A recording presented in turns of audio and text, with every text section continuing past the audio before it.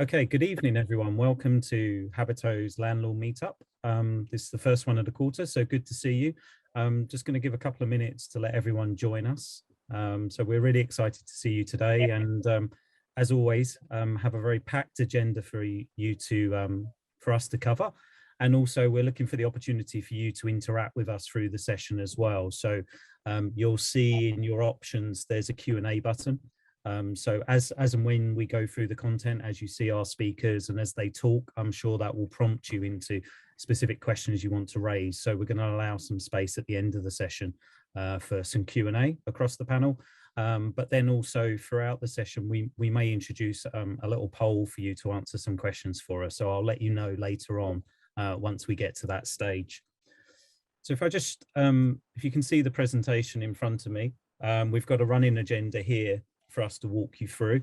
I'll introduce our panelists in a moment, but quite a lot to get through, and a lot has happened as always in the world and the market. I want to wish a belated happy birthday to the buy-to-let mortgage product. It's 25 years old last week.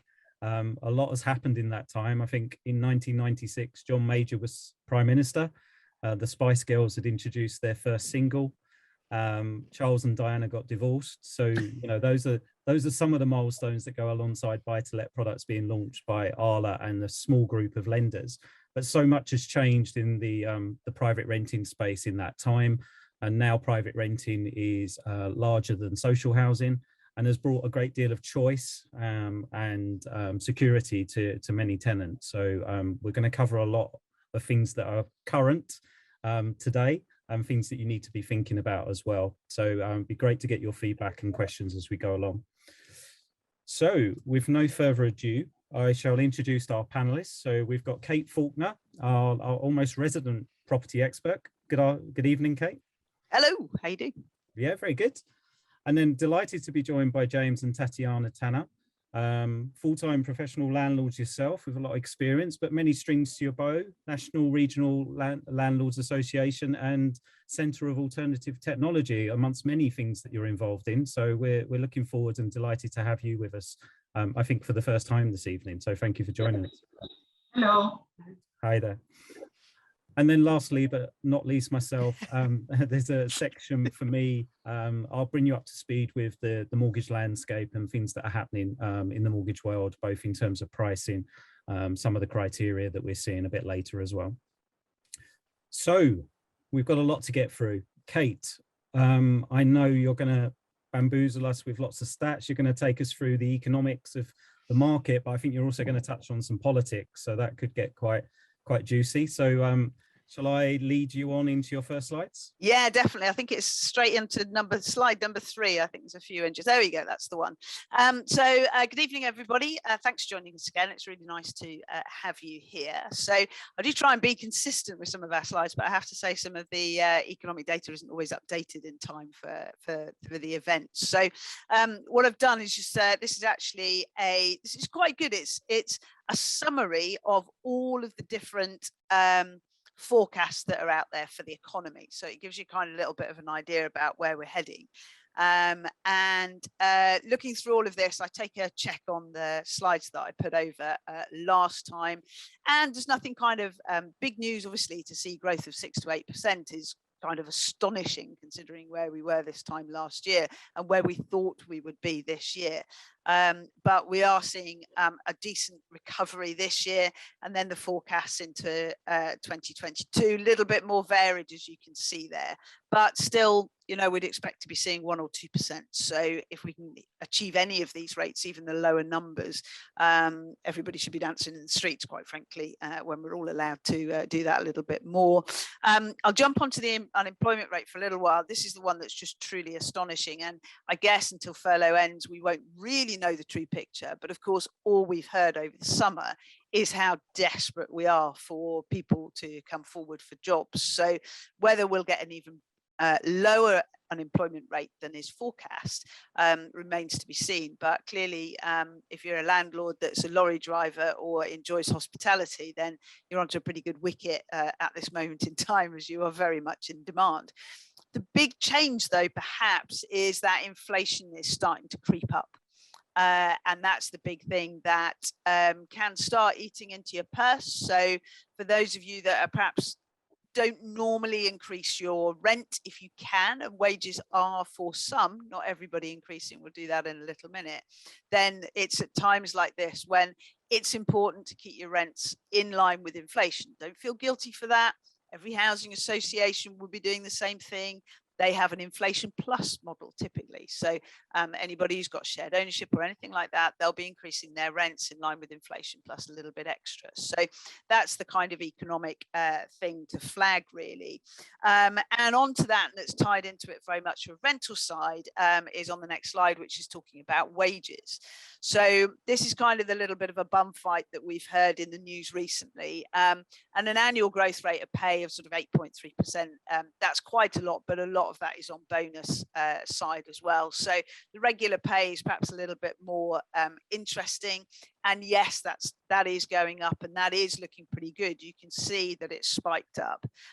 However, it's quite interesting when you read this. It says caution, caution, caution, caution with these figures. And that's partly why, although the government says it's all right, we're taking 20 quid off everybody because you can just nip out for a few extra hours work, and if you're on benefits and working, and you can still earn that money back. Not everybody, of course, is benefiting from these rates. And there's something in with regards to in the figures that means that these are slightly over-egged. And that's partly, I think, because of the mix of people working last year and kind of this year. So, but it's good news. I mean, you know, we could have been looking at a much worse picture.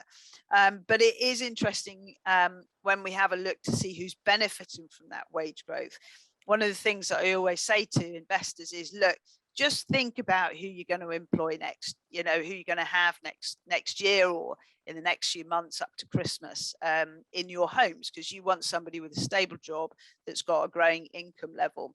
And it's quite interesting on the next slide, because actually it is still probably the case that the public sector, which you can see on the third one down, is still a pretty safe bet. And through the pandemic, probably the safest bet you could have had, quite frankly. So what you're seeing there is that actually the wage rises, of course, are going through the private sector, finance and business. You can see that, as well as construction. And that's because, as ever, we haven't got enough bricklayers, etc. And so wages are rising, but what you're going to find it more difficult. So you've got a more stable person, perhaps, and more stable job is in the public sector while we're going through these uncertain times, because we still don't know where we're going to be next year. But on the other hand, you're more likely to get your rent in, and you've got to think about which is most important to you.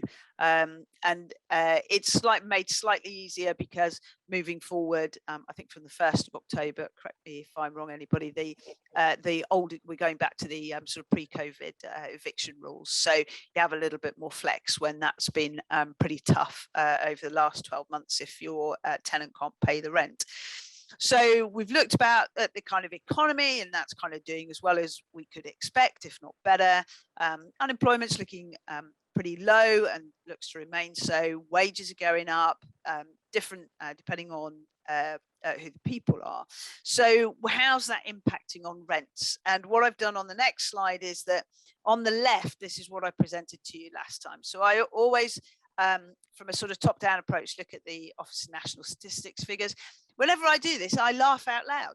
And the reason I laugh out loud is because at the party political conferences, apparently rents are still skyrocketing and they are still extortionate, despite the fact that the Office of National Statistics has been telling its MPs and the government, I don't know how many times, well, on a monthly basis times 10 years, somebody else could work that out better than me, that actually rents don't skyrocket. That is something they just don't do. So comparing how were they sort of May time to how we're looking in August, they're pretty similar. We're still this extortionate, skyrocketing rents rise, 1%. And London still holding back. So that's the area where people do typically, you will see a higher rise in the area, because of course we have international demand as well as local demand, but we also have a lot of wealthy people, international or not. So there's a lot of competition. And that's why, and I'm happily talking to you from the East Midlands, where of course we've got this fantastic, amazing growth of 2.5%. But there's a big but. Inflation, i.e. your cost of living, is going up by 3% in August, according to the figures. So guess what?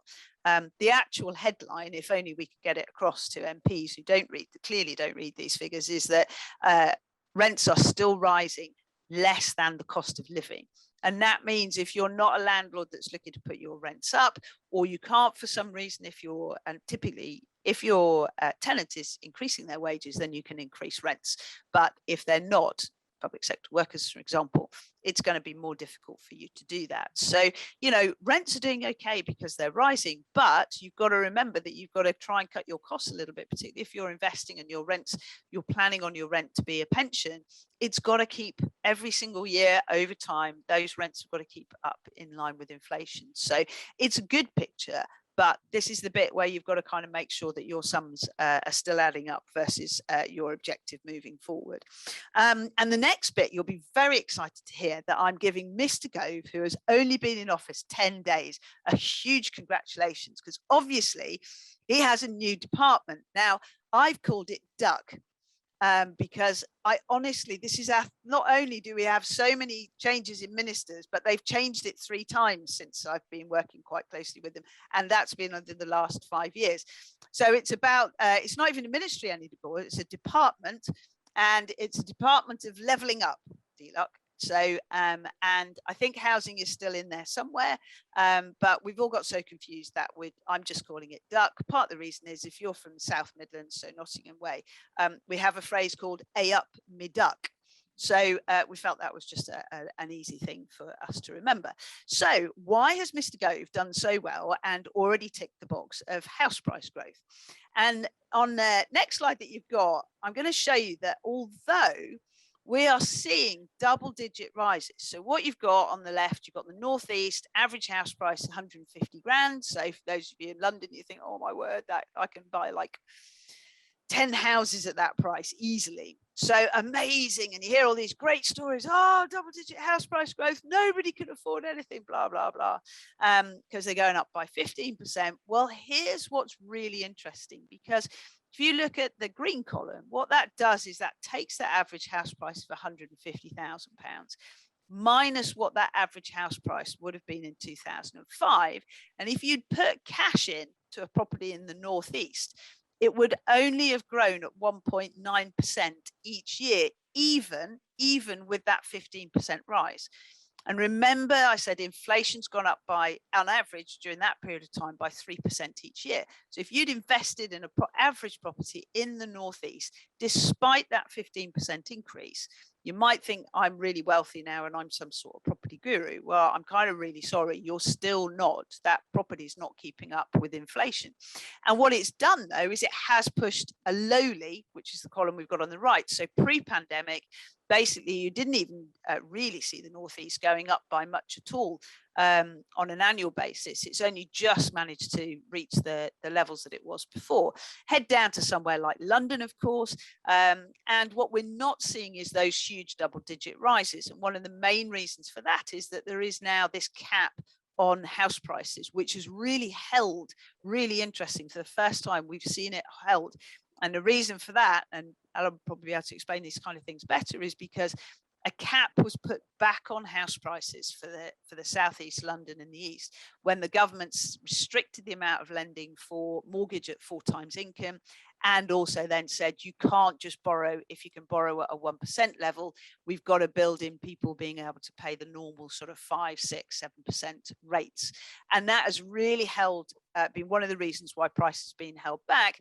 It's not because everybody's leaving London, because I cannot find any evidence that everybody is leaving London, quite frankly. So this is really interesting stuff. Despite these, in theory, double-digit rises, all it's done is that meant that the majority of regions have now increased the house prices in line with inflation. Affordability isn't that bad.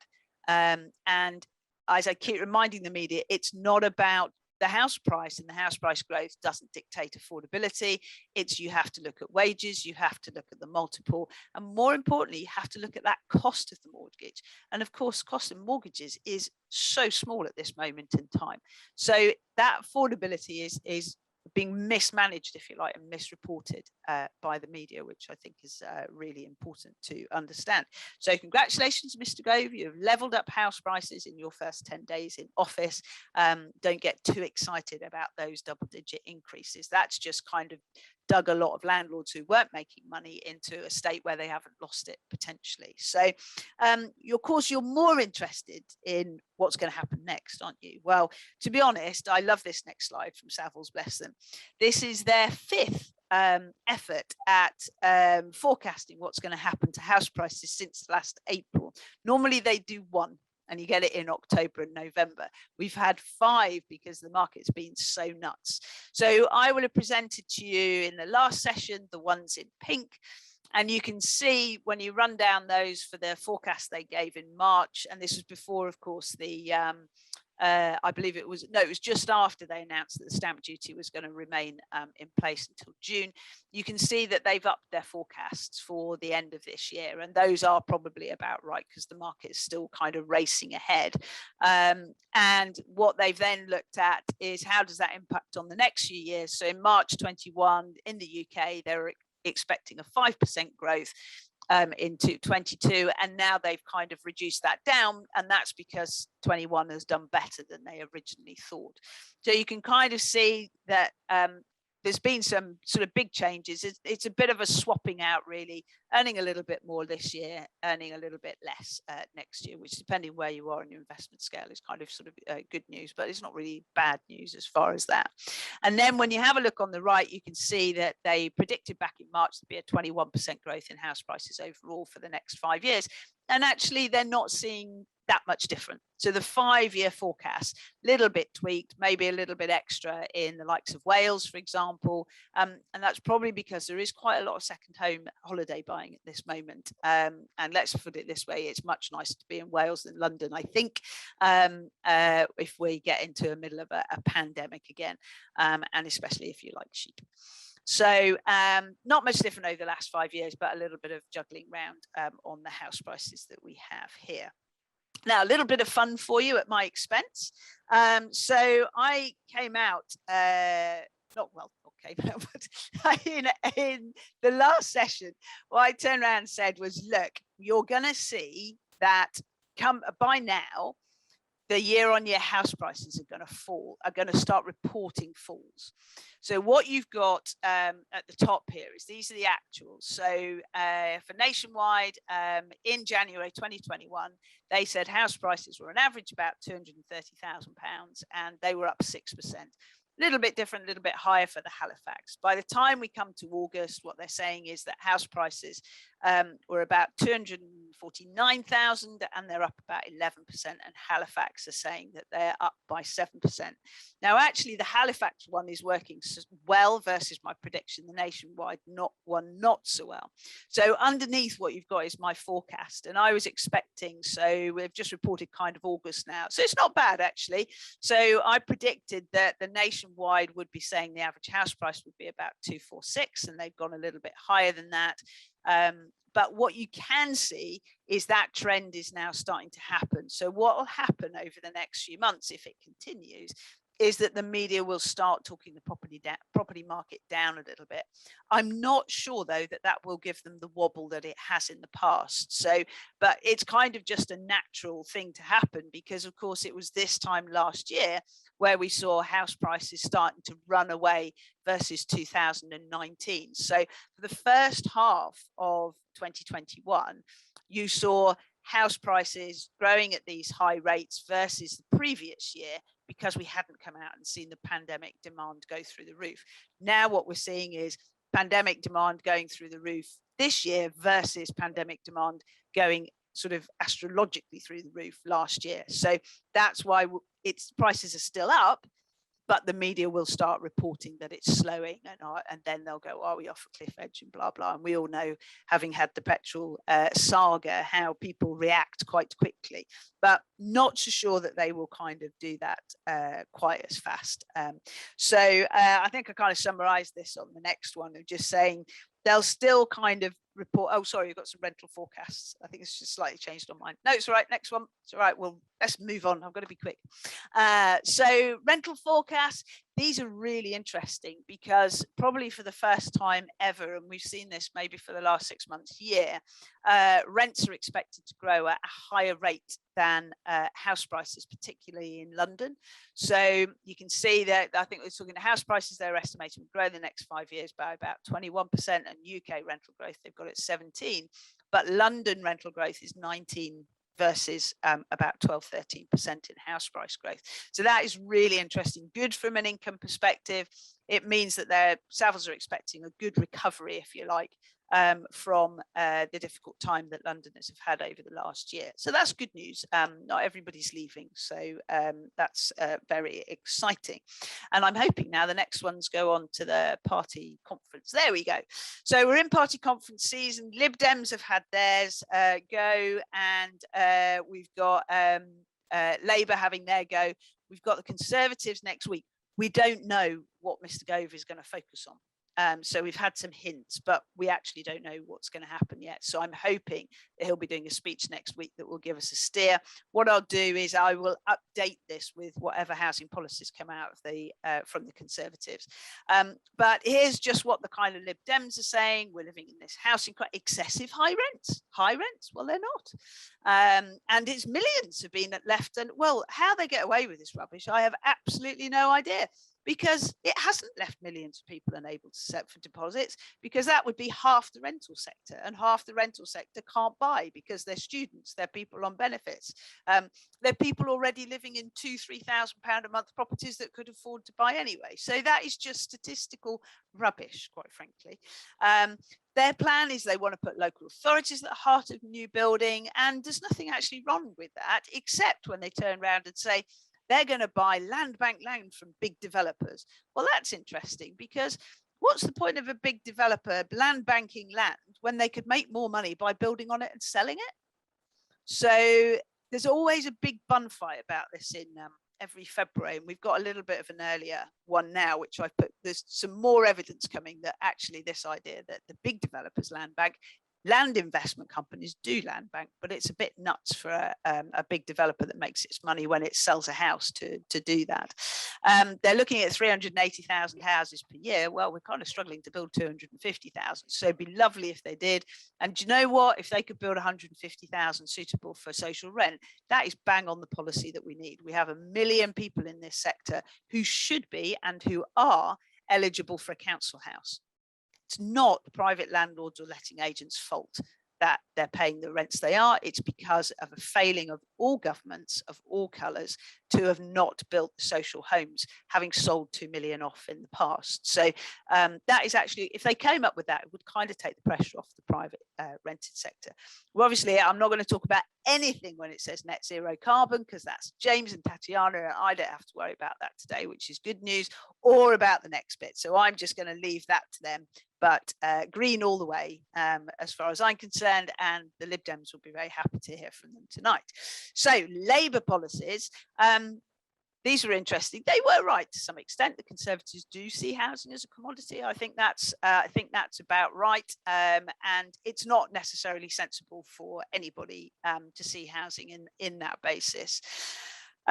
So one of the things that I am really chuffed, because I think it's pretty disgraceful what's happening at this moment, is that they are basically saying that no leaseholder should be left holding, having to pay for the cladding crisis at the moment. And if there's one thing Mr. Gove could do, it could sort that out and sort that out properly, because it's not right that they should have to pay.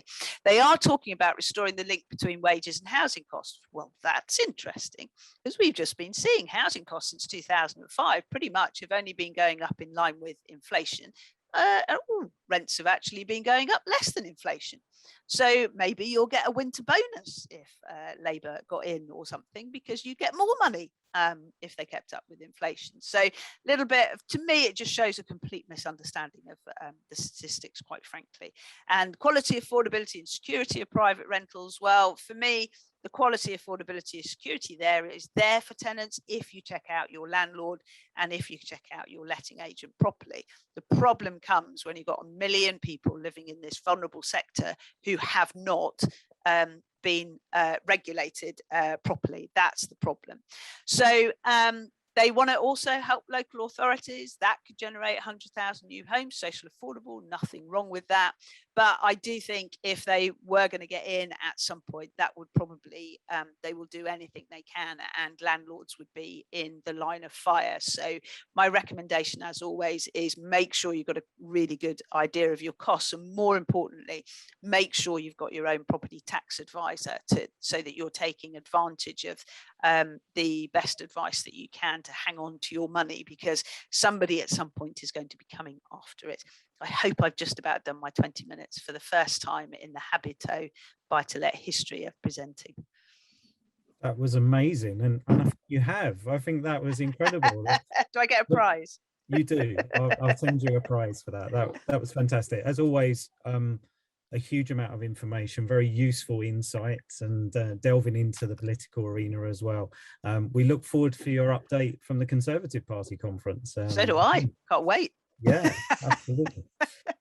So I'm sure before we move on to James and Tatiana that this has prompted some questions. So just a reminder, polite reminder from me to use the Q&A button. You can post in there any questions you want us to cover later.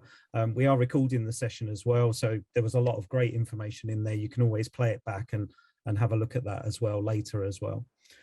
So James and Tatiana, over to you. I'm ready. I've got my pen and everything ready, what I need to do. So over to you to talk us through. Hello everyone. Our talk presentation is really based on, we bought a house in London, Muswell Hill, 7 or 8 years ago, and an Edwardian house, 5-bedroom house, and we wanted to do an eco retrofit on it. So to have it basically as low energy as we possibly could, but sort of maintain sort of the original Edwardian features of the house. So we just really wanted to start with, why we did it, and then move on to how we did it, to share our experiences with all of you. We're very concerned about global warming in the world. Sure. So we have 2 sons. When we started doing this retrofit, they were very young. Now they're much older because this was 10 years ago. And we realized at that moment that everything we could do at the personal level, but also in every area of our work and personal, that we could do to try and help solve this global warming problem that was going to affect our children directly. We started thinking about how is this planet going to be like when they are our age today. So it was a really horrific future for them, and we decided we have to act and we have to do it now. So every time we could, we took the chance to do something about helping to solve this huge problem, and realize that actually many of the actions and many of the things that you can do are very simple and sometimes have a big impact as well. So very simple actions can have a big impact. So 25% of all the energy used in the UK is in buildings, mainly for heating and hot water. And in our particular property, in our house, the heating bill was 2,500 before we started, and ended up at £900 a year by the time we finished. So we want to get straight into the really simple, quick wins, quick fixes that any landlord can do immediately, that cost either nothing or next to nothing, and can save you a fortune as well as improve your EPC. So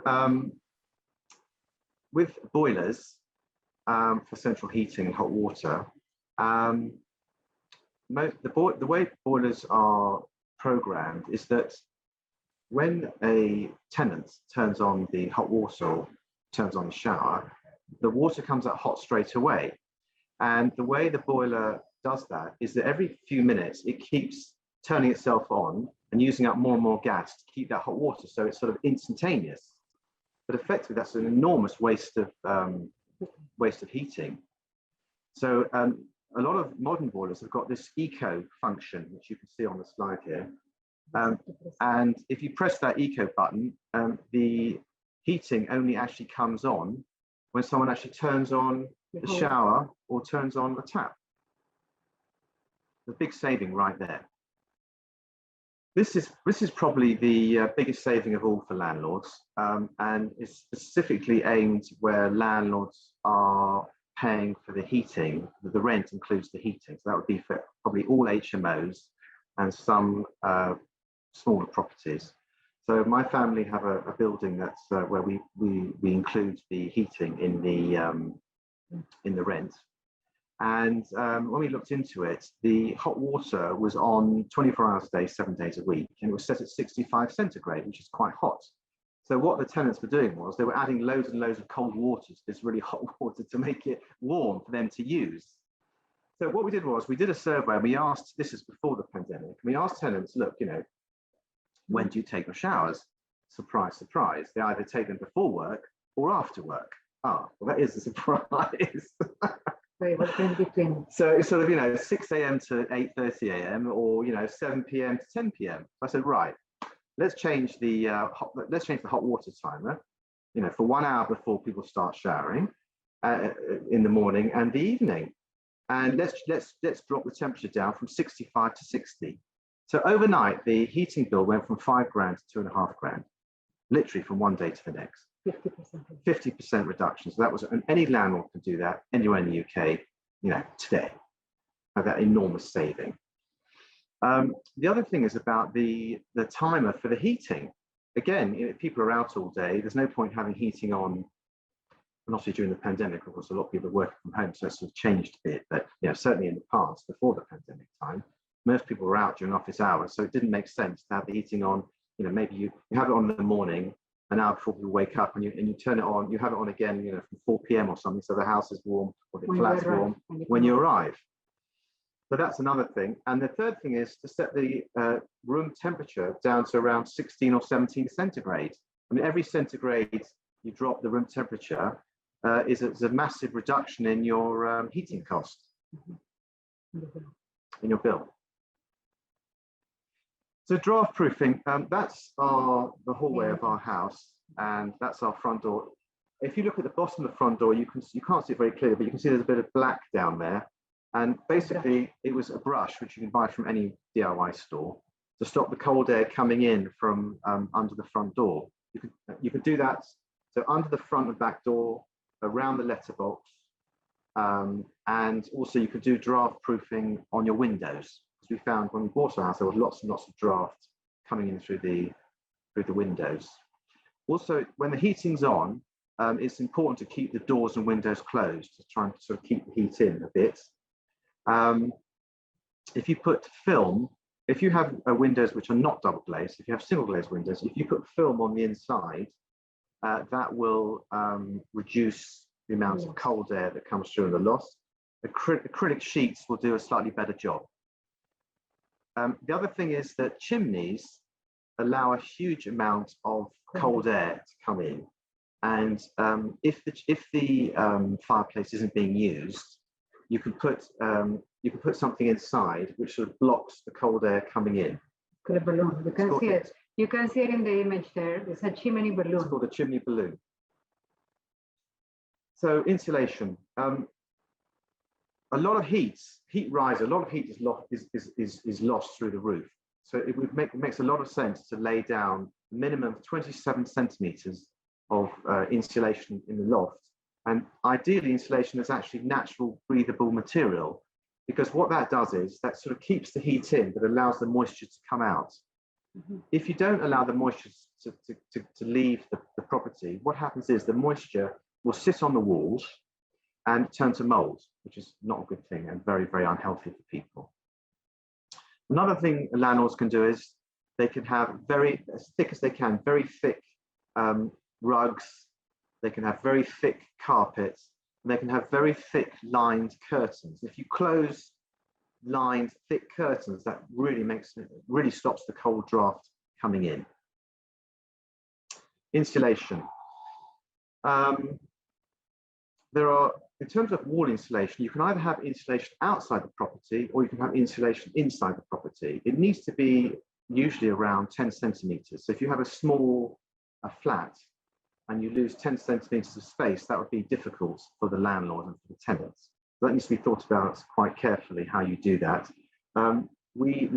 Our house was in a conservation area, so you couldn't do external wall insulation, you could only do internal wall insulation. Also, drafts come from under the floor. So on the ground floor only, we did underfloor insulation, and we also did insulation in the eaves in the top floor. In terms of the windows, there are two options. The best option is to replace single glazed windows either for double glazed or triple glazed windows, which are argon-filled low-E glass. As a slightly lower budget option would be to have secondary glazing.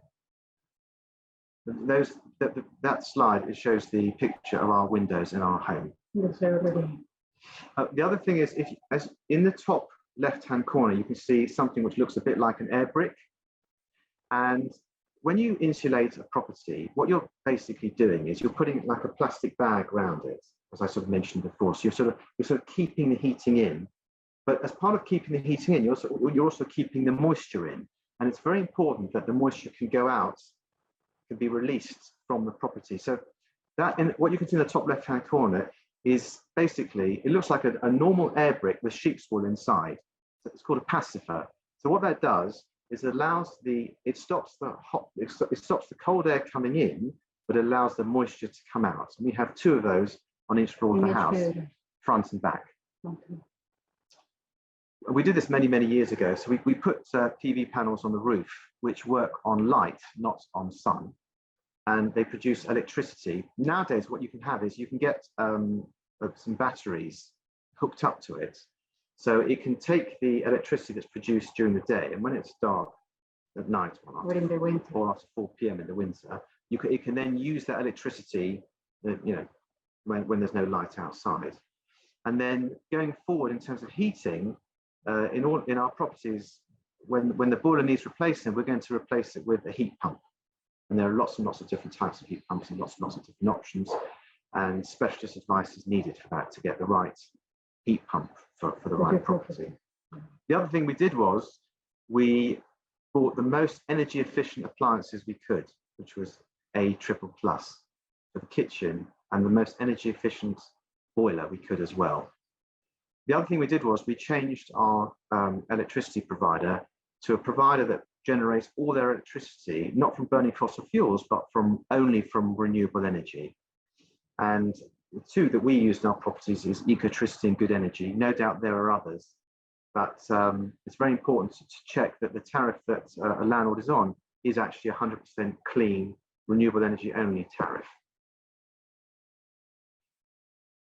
Radiators. So it's important to have thermostatic controls on all the radiators. In our house, for example, when we lived in it in the past, there were certain rooms we weren't using, so that gave us the option to turn the radiators off completely, which will save a lot of money. And also radiators, they tend to fill up with air, so it's very important to sort of let that air out regularly, ideally on a monthly basis, certainly in the winter. There's a little sort of key that a special radiator key you can get from any DIY shop, and it's a very simple thing, and it takes a few seconds. So that needs to be done regularly. And then once the air's out, radiators heat up much, much more quickly and use a lot less gas to create the same level of heat. That would save a landlord a lot of money. The other thing that happens is after every few years, radiators and the pipeworks of the radiators, they sort of fill up with gunk, which is called sludge. And it's a great thing to actually get all that sludge removed, because while the sludge is sitting in the radiators and the pipework, with the heating on, the heating is just heating up the sludge rather than heating up the radiators and heating up the room. So when we actually got all that sludge removed and then we turned the heating on, we noticed it was literally within seconds, the radiators were warm, using up a lot less gas and saving landlords an enormous amount of money. In terms of the actual hot water cylinder and the pipework to the hot water cylinder, it's important to insulate it a minimum of 8 centimeters to sort of keep the heat in. And therefore you need a lot less heat, a lot less gas to keep the hot water warm, and that's not enough. In the bathroom, we have just above the window in the right, you can see a humidistat there, a fan basically. And what that humidistat does is it's not linked to a light switch. It works automatically all the time on a very low level. And it basically draws out all the steam and moisture from the bathroom all the time automatically, which is great. So it saves having to rely on the tenant turning on the light and the fan coming on in that way. So that would obviously, the more steam you get out, the less moisture you'll have on the walls, the less mold you'll have in your property. The other thing that makes a big difference is to have you can buy this very inexpensively, but this probably needs to be done by a landlord. You can put a low flow on all the showers and all the taps, the hot water taps in the property. So that means that a lot less hot water will be used every time a tenant has a shower, which means that the landlord has to spend a lot less money on heating up that hot water in the first place. Right, so here we did an extension to the kitchen, and if you see there's a circle up at the top of the wall, what we did was we put the insulation. The wall had sort of two bits to it, and we put the insulation in the middle. It was called cavity wall insulation. So when you're doing a new build, it's much easier to insulate the walls. You know, when you're retrofitting an Edwardian home, a very old home, you have to, if it's in a conservation zone, obviously the insulation has to go inside, and you lose a little bit of space. But if you're doing something new or an extension, you can do the insulation in the middle of the wall, and much easier, much cheaper, and quicker. Okay, right. We have the double doors to the garden. They were the original double doors from 100 years ago when the house was built. So what we did there was we put secondary glazing on the inside. Yes, because also we wanted to conserve all the glass, not only the style, but all the original glass. So you can also do secondary glazing. Sometimes it's cheaper as well. Yes. Secondary glazing. So. And then under the floor, we put that floor insulation we talked about before. The lights. And we have we changed all the lights for LED lighting. And there's all sorts of different types of styles of lighting, whatever a landlord wants to put in their property. That saves 70 or 80% on lighting costs. 70 or 80%. So the next steps for a landlord really would be to sort of put together an action plan of what you're going to do and when you're going to do it. Probably starting initially with the quick wins, things which are relatively inexpensive and that can be done straight away. Think about maximizing your energy efficiency and add renewables. So here are some websites of some very helpful organizations that helped us do all the things that we've talked about today. The first one, cap.org.uk, that's the Centre for Alternative Technology. They have a very good free helpline which you can landlords can contact and give lots and lots and lots of advice about all the things we were talking about. They helped us. They helped project manage everything we did in our house. The Passive House Trust, they have lots and lots of professionals and builders, eco-builders that can actually do the work that we talked about today. The AECB.net is basically, they're all builders that are trained and qualified in doing eco-retrofits across the UK. Envirovent is the manufacturer of the Humidistat fans that we fitted. If you actually get them directly to come and supply and install the fan, firstly, they'll make sure that it's fitted correctly and it's working correctly. And secondly, they'll give you a 7-year guarantee on the works on the fan. And then the last one is anyone can go to that website and you can see what the current EPC is for any property in the UK, whether it's your own or something you're thinking of buying or someone else's. And the nice thing about the EPC report is it's 3 or 4 pages, and on the second or third page, it actually gives you a list of all the things they recommend that you should do to that property to bring the EPC up and roughly what it will cost. That's a really invaluable resource to see, draw a line under where you are today. And would be amazing if all of you landlords could do at least one thing that we spoke about. And if you did, we'd love to hear from you. We've given our email address there. We'd love to hear from you about what you did and whether you managed to save some money and improve your EPC. Thanks. Thank you.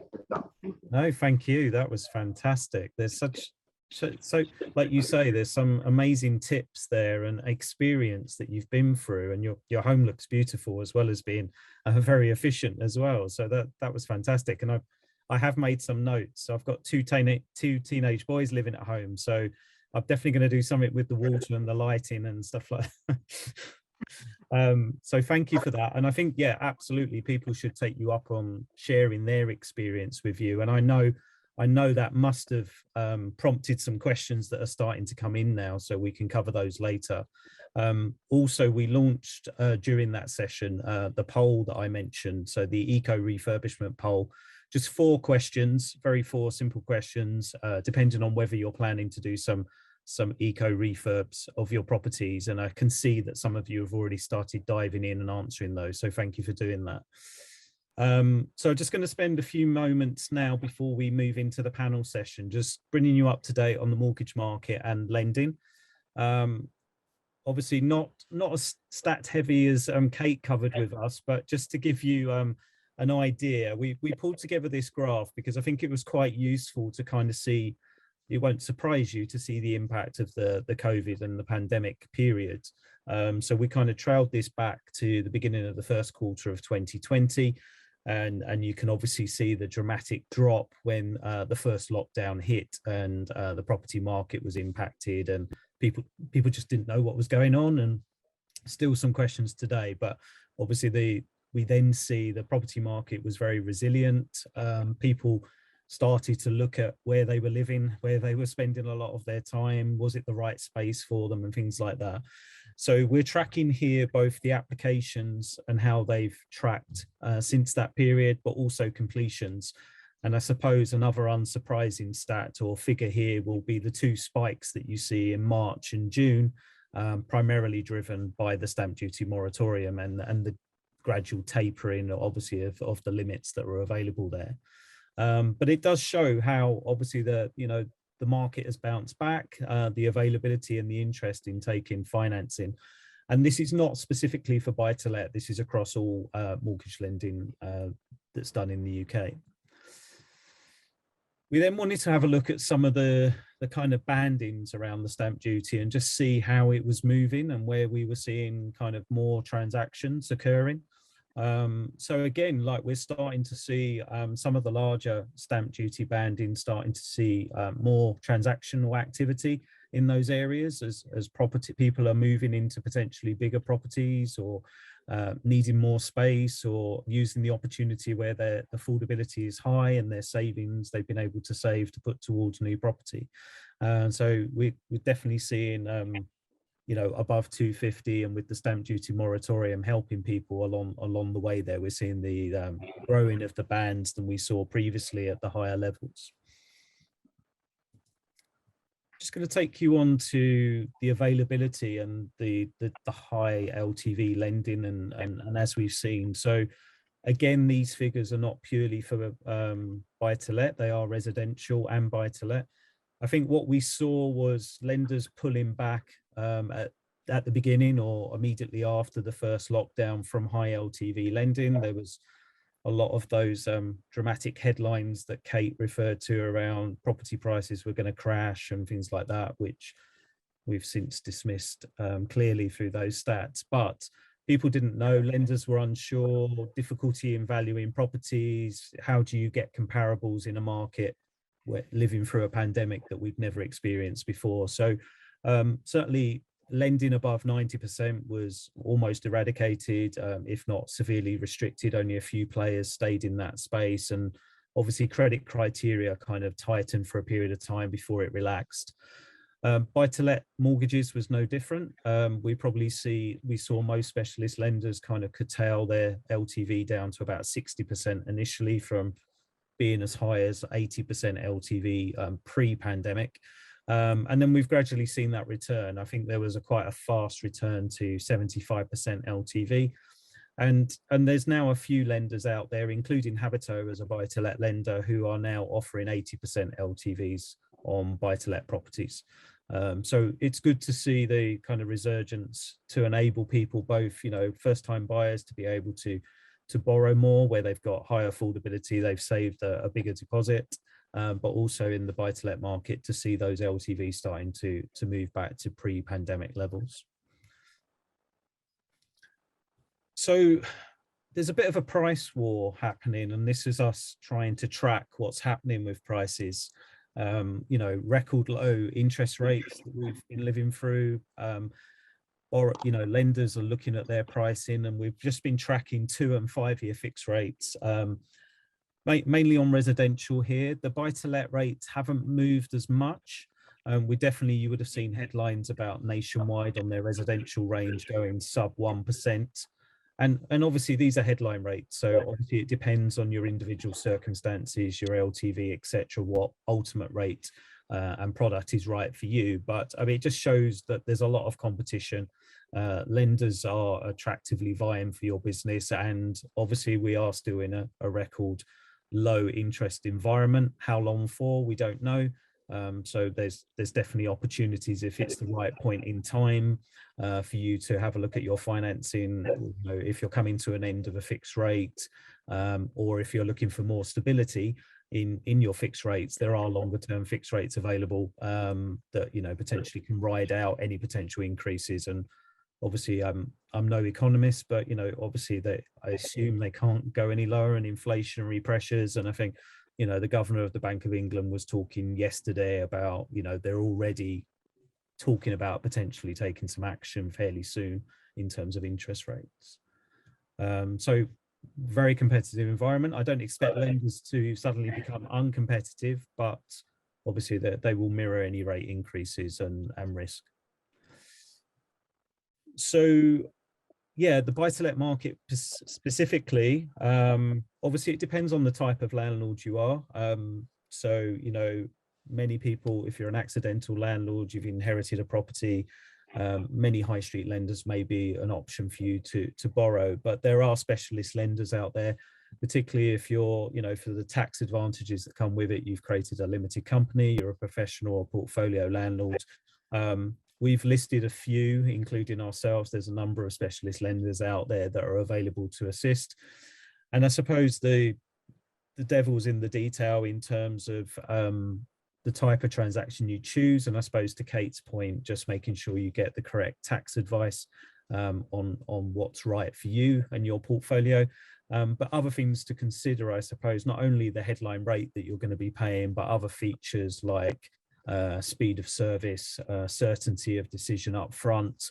Certainly that's something we pride ourselves on, and the systems that we've created and the checks we do up front to make sure you know that you're eligible for the lender's criteria, that you're going to pass all of the underwriting checks, and potentially even the valuation or rental yield on the property meets the requirements. Other things that come with the deals to consider are fees, and some are offering cashback incentives, but it's obviously very important that you look at the total costs of the deal and make sure you understand and get advice from a reputable broker in terms of the right mortgage for you. And I'm just going to do a little bit of shameless plugging just to talk about some of our criteria. So I'll give you some headline rates there for Habito as a buy-to-let lender, 2.89% for 2 years. Whether you're fit, you know, you're professional or a limited company, 1.5% fee. And then for 5 years at 3.14%, again, no difference in the rate, whether you're an individual or a limited company, with a 2% fee. We have no limit on the size of the buy-to-let portfolio that you have, so no restrictions. Some lenders do, but not for us. And speed and certainty is something we pride ourselves on. So we aim to get you a mortgage offer within 10 days. And we do have some of those incentives as well around cashback. So we pay £500 at the moment on every completion, £750 if you're remortgaging and taking one of our fee assist products. And the certainty that I spoke about, one of the things we do is instant decision, which is in the place of maybe your traditional decision in principle. But because we run all our rules, because we do a property valuation assessment, we do a soft credit check, and we make sure the loan is affordable up front, it means that subject to everything being proven and the valuation, then we will give you an offer, and that's what helps with the speed. So if speed and certainty is crucial for the deal and your circumstances to refinance, then please speak to your broker, and we'd be delighted to have a look at the situation for you. And that was it from me. So just a whistle-stop tour of some of the things happening in the mortgage market to go alongside, obviously, what our panelists have spoken about, both macroeconomic and micro, and then obviously the great stuff that James and Tatiana were talking about in terms of eco retrofitting and the things that you need to consider both as a homeowner and as a landlord, and the things, just the small things that can make a big difference, I guess, if we all did them, that we're seeing. So we're going to move on to the panel. I'm just going to check here. I might just need to see how many questions we've got in, or I'll oh, okay. So if I look at the questions that have come in, first one for you, James and Tatiana, how did your EPC rating change after the renovations that you spoke about? It went from G to almost A, 2 points below an A. Fantastic. And the bills, how did the bills? The bills went down 60, 65, 70%. Okay. And so I was very happy because my aim was to help save the planet, you know, very altruistically. And James was very happy because he was saving money. It's a win-win. Was it one of the things for me, and maybe a question for the panelists, and also for us all as property owners and landlords, is it transparent to know that the changes you're making, how they will affect the EPC rating? Or well, as we mentioned in the talk, a good place to sort of start to see, you know, a baseline of where you are today is just to go online to the website that we showed and get the current EPC report for your property, because on there it will list the major things that need to be done and how it will impact your EPC. That's a good sort of starting point. And I think what's really important here is that the proposals are that you're going to have a C-rated property. Yeah. For your home as well as your, but much faster for tenants. And the big thing for me, the big incentive in that is if you're not paying that bill, you kind of think, well, why should I as a landlord change? Why should I invest in anything? Well, because if your tenant isn't spending 2.5 grand on their bills, they're only spending 900. That's a nice bit of flex there for a few rental increases. And I think that's the important thing that landlords got to understand, is that next few years, this is going to be big news, and tenants are going to start choosing properties based on EPCs, not just garden space and all the stuff we've seen during the pandemic. We all know now our bills are all doubling next month. This is going to be a serious hit to people's pockets. It's a wise investment. It's not a cost. I think that's how you guys looked at it, and I understand you've got your sort of environmental side of it, which is great. And I'm not brilliant on that, I must admit, but I'm a bit more like James. I'm just like, this is a good win-win for tenants and for landlords.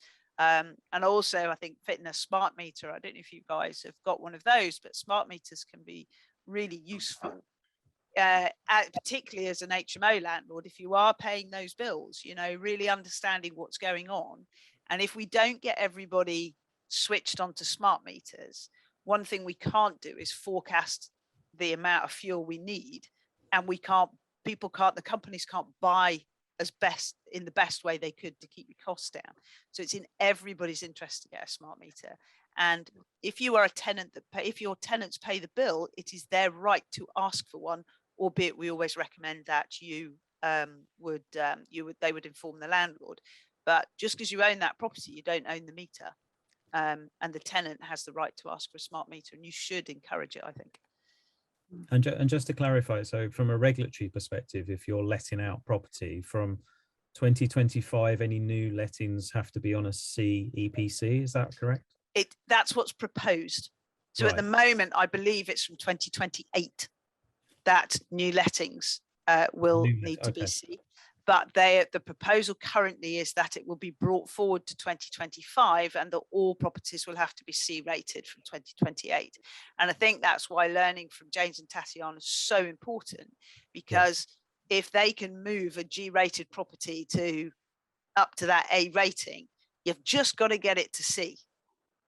And that's a massive, that's job done. That's job done for the life of that property. So, but if you don't start now when you're renovating, and I really regret that I hadn't had a talk like this when I was doing up, I've got a 200-year-old farmhouse. Oh, if somebody had suggested to insulate the walls, you know, I'd have been delighted, but they haven't, and it gets cold.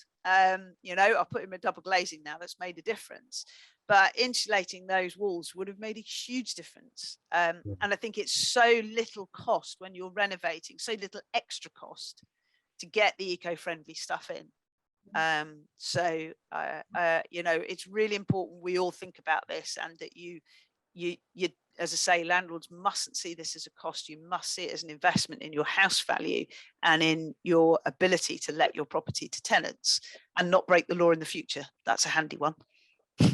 When you're doing a major renovation of a property, there's no difference in cost whether you do the installation or you don't do it. It doesn't make any difference at all. The cost is the same, because you still have to do all the redecorating and the, you know, the painting and the plastering and all that sort of stuff. So it doesn't put flooring down. It's no difference in cost at all. Okay. Fantastic. And I think obviously the UK housing stock is, we struggle to build enough new build that's energy efficient. And then a lot of the housing stock does need to improve, as you say, to get up to those EPC efficiencies. And is it about 15% of the UK's emissions come from housing, like you say, heating? 25 is buildings, 25 buildings, which is mainly heating and hot water. Yeah. In the UK. Okay, so everyone does their bit, and I suppose that leads me on to one of the questions. So what someone was asking, so what the one thing you would say, James and Tatiana, that landlords, homeowners should prioritize when they're looking at an eco refurb? What's the one thing? Well, it can be one thing, or what are the priority things? If I guess it depends on the budget. I mean, obviously you renovated the whole property. I suppose it just depends on. I think it really depends on the budget, because in terms of reducing energy usage, all the tinkering with the boiler and the timers for the heating and hot water and the eco mode, that's a low-hanging fruit quick win for any landlord anywhere in the UK and all their tenants, and it costs nothing. So I think that's probably got to be the starting point, I would say. Okay. If you have money, then you can start doing the most costly changes to your property. Okay. I'm going to quickly answer a mortgage question, and I'm going to come back to you with another question that's just come in. So the mortgage question was, do Habito provide limited company mortgages for buy-to-let? And yes, the answer is yes. So individual portfolio landlords and limited company buy-to-let, we do offer products across all of those. So if you're interested, please get in contact and we'll see if we can help. Right, next one. I don't know if we're going to touch upon politics a little bit here, but do you know what's happened to the government's green grant funding, and has it been passed on to local councils? Who wants to start? Huh? Did you want to say something about that? No. I've no idea where it's gone, is the honest answer. Every time they announce a fund, as fast as they're announcing it, they're taking it back again. Yeah, I don't know. I don't know. I don't know the answer to that question. But I think there's two important things that are worth thinking about. Firstly, when a landlord is doing a renovation of a property and they want to do some of the green things that we talked about today, there's two different things the landlord needs to think about, and they need to really discuss this with their accountant, because you've got the cost to repair and redecorate your property, and then you've got the cost of new things that you're fitting into your property, and they're treated very differently tax-wise, and that can make an enormous difference to the after-tax cost of some of these energy efficiency ideas that we talked about today. That could be, just that alone could be a huge thing. And the other thing is the National Landlords Association as a whole are lobbying the government to change the way the tax treatment of eco-refurbishments for any landlord anywhere in the UK. That would make an enormous difference. They want all the items to be revenue items rather than capital items, capital expenditure items. And that's being, they're lobbying the government as we speak. I mean, I don't know how far they're going to get with that, but that would also make an enormous difference to the cost of. It's not a big ask, actually, that is it? It's not a very big ask, that. No, I don't think so. Not really. No. But I mean, if someone's a 40% taxpayer, they're going to have to spend £10,000 on eco-refurbishment. That will cost them anywhere between 6,000 after tax and 15,000. You know, between 15,000 and 6,000 for the same works. So that's a massive, 150% increase or decrease depending on what happens. Okay. No, thank you. That's really helpful. The question I was alluding to earlier, I mean, I think you were talking about the EPC kind of assessment and how helpful it is to guide people in terms of the things that they could do to the property. I suppose where I was coming from, do we all believe that the EPC system is the best way of rating buildings property going forward? And how, the bit that I was struggling with a little bit was like, it may list those three things, but it's very difficult to find out the information to know that if I did 1 and 3, that it would improve my EPC enough to get it to a C, for example, or B or whatever. Well, I think there's a few things that landlords could think about. Is first of all, I think the Centre for Alternative Technology information line could probably give a bit of guidance about that. And also, landlords can actually contact these EPC assessors and talk to them about it. Yeah. Through the National Landlords Association, they have a link to a whole organisation of energy assessors that works across the whole of the UK. And landlords could talk to them, landlords could get someone out to come and have a look before they do anything and give some guidance. I think that's would be very advisable thing to do. Yes. And it's a relatively inexpensive, I mean, I did an EPC on a property, it cost me £50 the other day. So it's not an enormous amount of money. It's worth thinking about that before landlords start on this refurbishment road. And I think it's particularly important to have that conversation when you're looking at buying a property. So if you're getting a surveyor out there, make sure it's a surveyor that can also advise on the eco side of things. It should already have an EPC there, but if it's coming out of something quite low and you've got to be really sure you know how much, because you could maybe negotiate that money off the price depending on what the market is at the moment. So it might actually cost you nothing. And I think, yes, you could wait till government funding sorted out, but it's been such a hash so far, and a lot, whether it's true or not. So this might be terrible rumour mongering on my part, in which case I apologise in advance. But some of the things that I was hearing was that with the Green Grant, all that was happening was that prices were going up. And I thought it was really useful to have the links from James and Tatiana on who to contact, who's good at the eco build retrofit, because one of the things I'm saying to the government and feeding back to them is all very well you want to do this retrofit, but there aren't enough qualified people out there. So you've got to balance getting it done now and getting it to C and it's done for good, or waiting until everybody has to do it. And we all know what happened to, how difficult it was on the electrical side when the rules came in March to try and get hold of people, particularly with COVID on top. So you've got to think about, well, actually, is it better to do now? And the final thing is, don't forget your home. So you're doing these refurbishments and eco stuff for your tenants, and we're focusing on that. But I think sometimes we forget to say to landlords, and don't forget, if you're doing anything at home, do it yourself, because you can be saving that money for you too. I know just from having just from having the double glazing and everything. It's made a massive difference to nothing. It doesn't, as soon as I heat my home, it still leaks, but it doesn't leak as much as it used to, which is quite nice. It's very comfortable to be in a sustainable home. It's very, very comfortable. And for instance, in the winter, I remember our home used to be so lovely. I mean, the temperature was lovely. It wasn't like dry, you know, when the homes that have these heatings really high, and you end up with a nosebleed, you know, because it's so dry there. So actually, from the point of view of comfort, it makes a big difference as well. True. Okay. No, that's fantastic.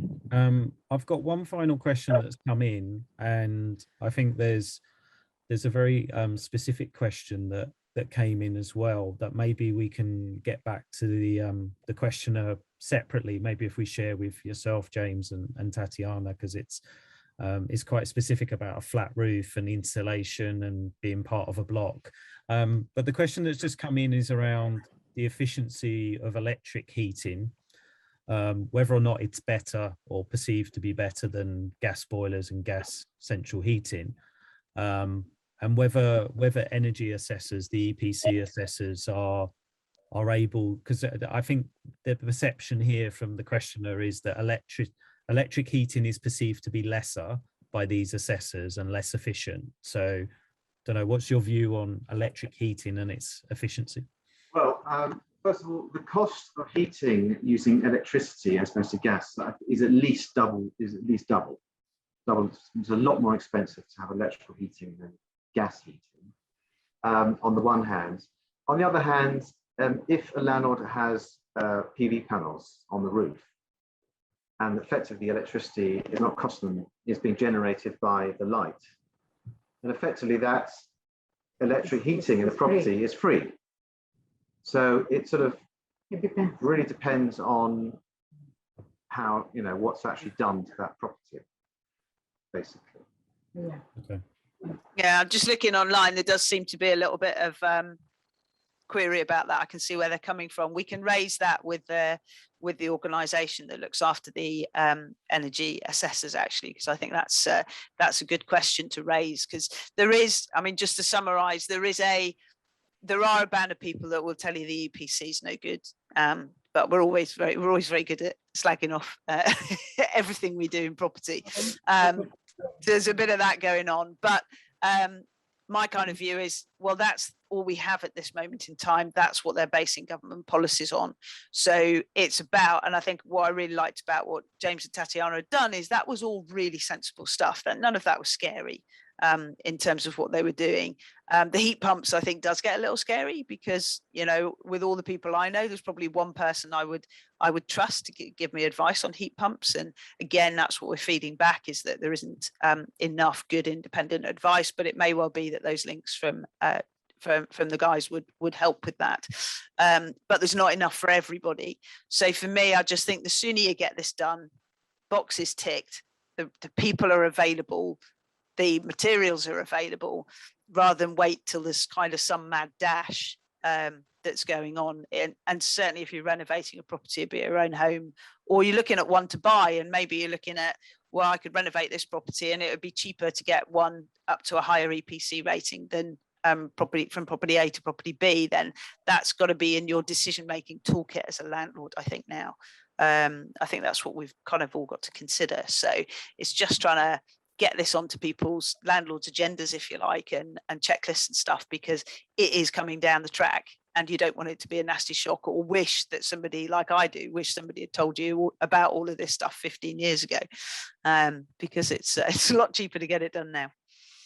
I think one more thing I would say, Kate, is that when a tenant moves out of a property, that's a great time to think about doing these things, rather than wait until December, you know, in 3 or 4 years' time, the month before you have to start the deadline, when you might have a tenant in situ. Yeah, true. The landlord's going to repaint and redecorate anyway, so that's be a perfect time to actually do some or all of these things. Yeah, that's a really good point. Yeah, plan it in when the tenant moves out. Yeah, that's a really good point. No, thank you very much. Thank you for that. So I think at that point, I think you've covered all the questions.